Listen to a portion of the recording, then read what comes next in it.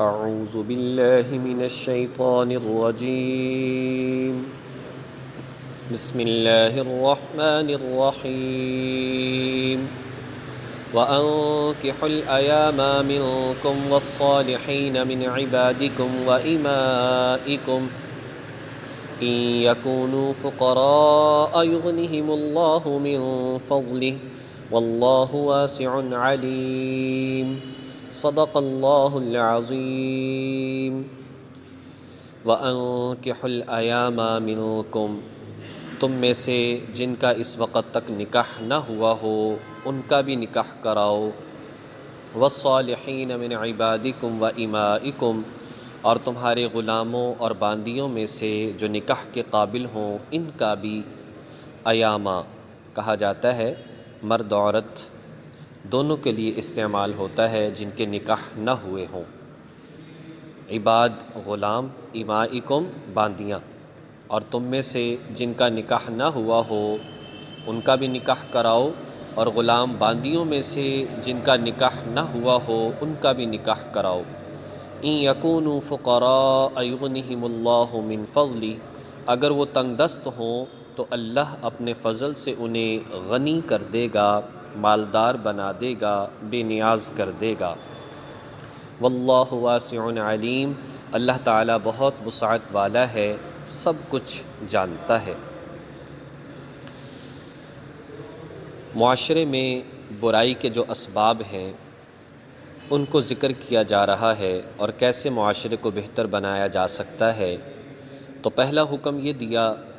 کہ بلا اجازت کسی کے گھر میں جانا جائز نہیں ہے، جب جانا ہو تو اجازت لے کر جاؤ، اور اجازت کا جو طریقہ ہے وہ بھی اسلام نے سمجھایا ہے۔ دوسرا حکم دیا نظر کی حفاظت کی جائے، مرد ہوں تب بھی نظر کی حفاظت کریں، عورتیں ہوں تب بھی نظر کی حفاظت کریں، اختلاط سے بچیں، ناجائز تعلقات سے بچیں۔ تیسری بات ذکر کی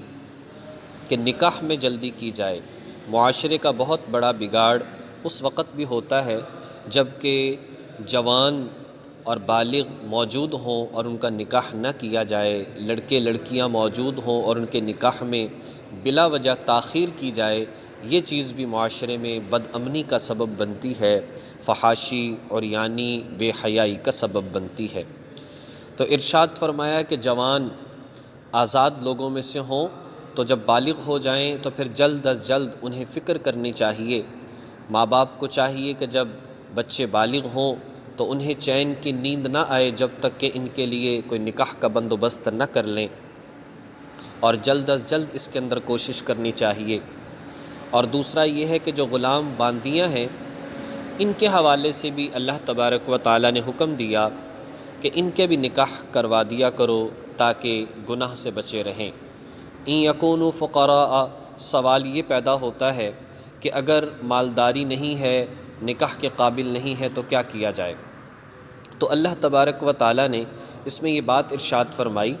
کہا کہ اگر اس بات کا اندیشہ ہو کہ یہ تو مالی وسعت نہیں رکھتے، اگر نکاح کر لیا تو اس صورت میں بچوں کا، بیوی کا خرچ ہوگا تو کیسے اس کو پورا کریں گے؟ تو اللہ تبارک و تعالیٰ نے فرمایا کہ دیکھو اگر نکاح کی اس وقت وسعت رکھتے ہیں تو بس نکاح کر لیں اللہ تعالیٰ کے ذات کے بھروسہ پر۔ تو اگر پاک دامنی کی نیت سے نکاح کیا ہوگا تو اللہ جل شانہ آئندہ اخراجات کا مناسب انتظام کر دے گا، اور اللہ تبارک و تعالیٰ غنی بنا دے گا، مالدار بنا دے گا، ضروریات کو پورا فرما دے گا۔ اس لیے کہ اللہ خود بڑی وسعت والا ہے، ہر بات کا جاننے والا ہے کہ اس شخص نے جو نکاح کیا ہے تو وہ اپنے آپ کو گناہوں سے بچانے کے لیے کیا ہے۔ وَلْيَسْتَعْفِفِ الَّذِينَ لَا يَجِدُونَ نِكَاحًا اور وہ لوگ جو پاک دامنی کے ساتھ رہیں، وَلْيَسْتَعْفِفِ اور چاہیے کہ پاک دامنی کے ساتھ رہیں، الَّذِينَ وہ لوگ لا يَجِدُونَ نِكَاحًا جو نکاح کے مواقع نہیں پاتے، جنہیں نکاح کا موقع نہیں ملتا، انہیں چاہیے کہ اپنی عصمت کی حفاظت کریں، پاک دامنی کے ساتھ رہیں، حتیٰ یغنیہم اللہ من فضلہ یہاں تک کہ اللہ اپنے فضل سے انہیں بے نیاز کر دے۔ والذین یبتغون الکتاب مما ملکت ایمانکم اور تمہارے غلام باندیوں میں سے جو تمہاری ملکیت میں ہوں،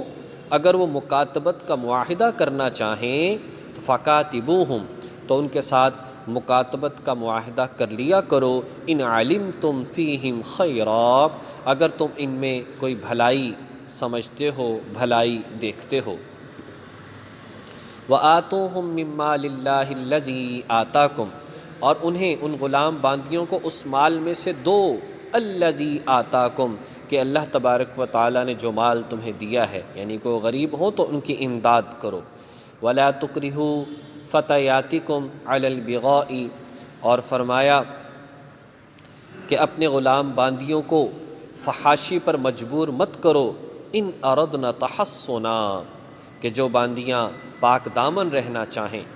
جو پاک دامنی چاہتی ہوں، انہیں فحاشی پر مجبور نہ کرو، لتبتغوا عرض الحیات الدنیا، مال و دولت، دنیا کا ساز و سامان، دنیا کا مال و دولت حاصل کرنے کے لیے، دنیا کا مال و دولت حاصل کرنے کے لیے اپنی باندیوں سے فحاشی کروا کر مال و دولت حاصل کرنے کے لیے مجبور نہ کرو۔ ومن یکرہہن، اور جو لوگ انہیں مجبور کریں گے، جو شخص انہیں مجبور کرے گا، فإن اللہ من بعد اکراہہن، تو بے شک اللہ تبارک و تعالی ان کے مجبور کرنے کے بعد غفور الرحیم، بڑا بخشنے والا، بڑا مہربان ہے۔ یہاں پر اللہ تبارک و تعالی نے ارشاد فرمایا، کہا کہ جو لوگ نکاح کا موقع نہیں پاتے، جنہیں نکاح کی کوئی ایسی صورتحال نظر نہیں آ رہی، تو انہیں چاہیے کہ وہ اپنے آپ کو حفاظت کریں، اپنے آپ کو گناہوں سے بچانے کی کوشش کریں، مطلب اختلاط سے بچیں، مخلوط مرد عورت کے انتظامات جہاں پر ہوں وہاں پر آنے جانے سے بچیں، روزہ جو ہے اس کے رکھنے کا اہتمام کریں۔ حدیث مبارکہ میں آتا ہے جو شخص گناہ سے بچے، اخلاص کے ساتھ عبادت کرے، تو اللہ تبارک و تعالی جلد از جلد اس کے نکاح کے اسباب پیدا فرما دے گا۔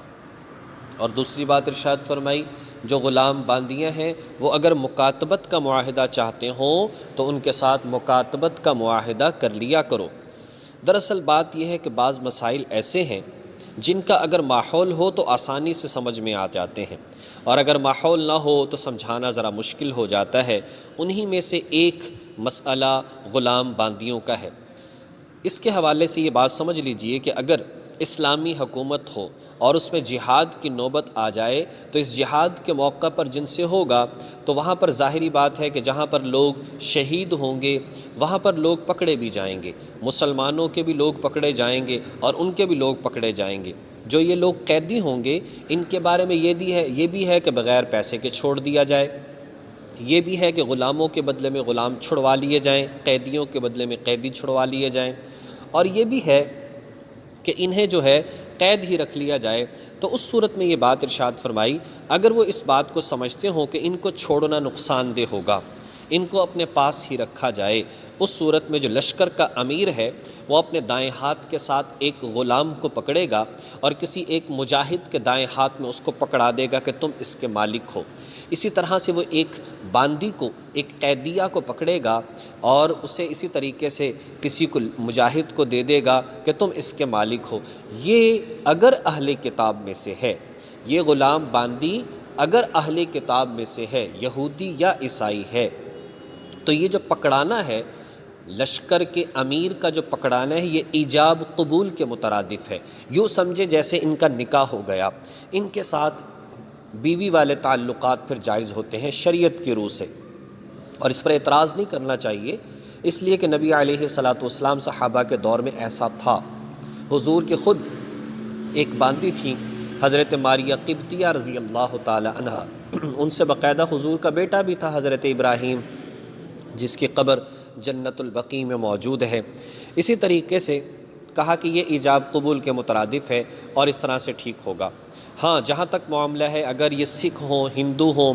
اور بدھسٹ وغیرہ ہوں، پھر ان کے ساتھ یہ تعلقات جائز نہیں۔ یہ ایک ایسے ہوگا جیسے ایک جانور کو خرید لیا جائے، کام تو لے سکتے ہیں لیکن ان سے جو ازدواجی تعلقات جائز نہیں ہوں گے، یہ صرف اہل کتاب کے ساتھ جائز ہیں۔ تو اس میں ایسا بھی ہوتا تھا کہ اگر وہ غلام باندیاں جو ہیں وہ کہیں کہ آپ ہم سے کچھ پیسہ لے لیں کچھ مال و دولت لے لیں اور ہمیں رہا کر دیں، تو کہا کہ اگر آپ یہ دیکھیں کہ ان میں سے نیک ہیں، اچھے ہیں، بعد میں مقابلے میں نہیں آئیں گے، تو ان کے ساتھ معاہدہ کر لیا جائے کہ ٹھیک ہے اتنے پیسے کما کر لے آؤ تو ہم تمہیں رہا کر دیں گے۔ جیسے حضرت بلال رضی اللہ تعالی عنہ جو ہیں ان کو رہا کروایا تھا حضرت ابوبکر صدیق رضی اللہ تعالی عنہ نے۔ انہوں نے اپنے مالک سے پوچھا کتنے پیسے، تو حضرت ابوبکر نے دے دیے وہ اتنے پیسے، یا وہ خود کما کر دے دیں، تو یہ ساری بات کی اجازت ہے۔ اور اس کے بعد آگے اس کو کہتے ہیں مکاتبت، کہ مولا جو ہے یہ بات کہے کہ اتنے پیسے لے آؤ میں تمہیں رہا کر دوں گا۔ اب وہ چاہے کسی سے منت سماجت کر لیں اور اس کی طرف سے وہ پیسے دے دیں، یا یہ کوئی دہاڑی مزدوری کر کے یا کوئی ہنر آتا ہے تو پیسے کما کر دے دیں، اس کو مکاتبت کہتے ہیں اور یہ جائز ہے۔ اور آگے ارشاد فرمایا کہ ان کو گناہ پر مجبور نہ کرو، وَلَا تُكْرِهُ فَتَيَاتِكُمْ، ان خادماؤں کو، ان کنیزوں کو، ان باندیوں کو فحاشی پر، بے حیائی پر مجبور نہ کرو۔ دراصل یہ عبداللہ بن ابی جو منافقوں کا سردار تھا، اس کے پاس کچھ باندیاں تھیں، بڑی خوبصورت بھی تھیں، گانے بجانے والی بھی تھیں، تو ان کو یہ مجبور کرتا تھا کہ جاؤ اور جا کر تم گانے گاؤ اور لوگوں کے دل بہلاؤ اور پیسہ کما کر لاؤ، اور اس پیسے پر یہ عیش کیا کرتا تھا۔ اس بات کی طرف اشارہ کیا کہ اگر ان میں سے وہ ہوں جو کہ اپنے آپ کو پاک دامن رکھنا چاہتی ہیں، ٹھیک ہے خدمت تو کرتی ہیں لیکن وہ گناہ اور فحاشی بے حیائی کے اندر نہیں پڑنا چاہتی، انہیں مت، اگر کوئی کرنا بھی چاہے تو ظاہر ہے گناہ ہوگا، لیکن اگر مالک ہی مجبور کرے اور ایسا مجبور کر دے کہ تمہیں مار دیا جائے گا، تمہیں فلاں سزا دی جائے گی، یا فلاں تمہاری اولاد میں سے نقصان پہنچایا جائے گا، اس صورت میں وہ بیچاری مجبور ہو جاتی ہے، تو کہا کہ اس مجبور کرنے والے کو گناہ ملے گا، اس کو گناہ نہیں ملے گا، جبکہ خود پاک دامن رہنا چاہتی ہو۔ ہاں دل، یہ تو اللہ جانتا ہے، اگر اس کے دل کے اندر بھی گناہ کا شائبہ آ جائے پھر یہ بھی گناہ ہوگا، اس لیے فرمایا اگر اس کے دل میں گناہ کا شبہ نہیں ہے تو اللہ بڑا معاف فرمانے والا، رحم فرمانے والا ہے۔ وَلَقَدْ أَنزَلْنَا إِلَيْكُمْ آيَاتٍ مُبَيِّنَاتٍ، اور ہم نے وہ آیتیں بھی اتار کر تم تک پہنچا دی ہیں جو ہر بات کو واضح کرنے والی ہیں۔ وَمَثَلًا مِّنَ الَّذِينَ خَلَوْا مِن قَبْلِكُمْ، اور ان لوگوں کی مثالیں بھی جو تم سے پہلے گزر چکے ہیں۔ وَمَوْعِظَةً لِّلْمُتَّقِينَ، اور وہ نصیحت بھی اللہ سے ڈرنے والوں کے لیے کارآمد ہے۔ نصیحت وہ بھی پہنچا دی ہے جو کہ پرہیزگاروں کے لیے بڑی فائدہ دینے والی ہے۔ تو اللہ تبارک و تعالیٰ نے ان آیات کے اندر تیسرا ایک سبب جو ہے کہ بے نکاح کی نکاح نہ کرنا اور عمروں کا زیادہ بڑھتا چلا جانا، یہ بھی معاشرے کے اندر بے حیائی کو فروغ دیتا ہے۔ جلد از جلد اس بات کی کوشش کرنی چاہیے بالغ لڑکے لڑکیاں ان کے نکاح کر دیے جائیں، اس سے پہلے مناسب انتظامات کیے جائیں، اور مخلوط تعلیمی نظام نہیں ہونا چاہیے، اسی طریقے سے مخلوط کام کرنے والے نہ ہوں، تو اپنی سی ایک کوشش کرنی چاہیے۔ اگر بلا وجہ یا ویسے ہی بہت ساری اس طرح کی ڈگریوں تعلیموں کے پیچھے بہت زیادہ شادیوں کو 30 35 سال تک اگر لیٹ کیا جائے تو یاد رکھیں اگر گناہ کے اندر یہ مبتلا ہو جاتے ہیں تو والدین اس گناہ کے اندر برابر کے شریک ہوں گے۔ اس لیے کہ ڈگریوں کا ان چیزوں کا حاصل کرنا ایک ضرورت ہو سکتی ہے، لیکن گناہ سے بچانا یہ فرض ہے، یہ فرض ہے۔ اور تجربے سے یہ بات ہے کہ یہ ساری کی ساری چیزیں بعد میں بھی ہو سکتی ہیں اگر انسان ان ساری چیزوں کا ارادہ رکھے۔ اس لیے کہ آج ہم نے ترجیحات بدل لی ہیں، آج ہم رشتہ ایسا چاہتے ہیں کہ جو چیزیں انسان کو 40 سال کے بعد حاصل ہوتی ہیں، یعنی ہم کہتے ہیں کہ اس کی تعلیم بھی PhD ہو، ہم کہتے ہیں وہ اچھا ایک ملازم بھی ہو، ہم کہتے ہیں اس کا بڑا اچھا بزنس بھی ہو، ہم کہتے ہیں اس کا گھر بار بھی اپنا اور اچھا ہونا چاہیے، سواری گاڑی بھی اچھی ہونی چاہیے۔ یہ چیزیں تو 40-45 سال کی عمر کے بعد انسان کے پاس آتی ہیں جس نے محنت کرنی ہے، اور ایج ہم چاہتے ہیں کہ 25 سال ہو، تو ایسا ہو نہیں سکتا، یہ مشکل ہے۔ اس بات میں غور و فکر کرنا چاہیے۔ اللہ تبارک و تعالی توفیق عمل نصیب فرمائے۔ وآخر دعوانا ان الحمد للہ رب العالمین۔